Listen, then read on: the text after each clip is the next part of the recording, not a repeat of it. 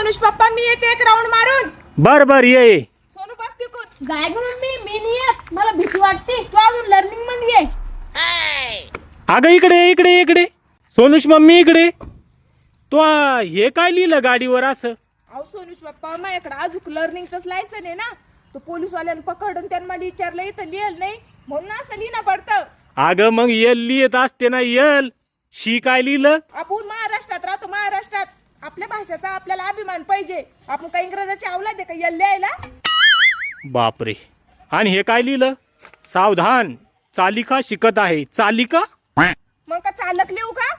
Me by नाही का? हा ते बी बरोबर आहे म्हणा.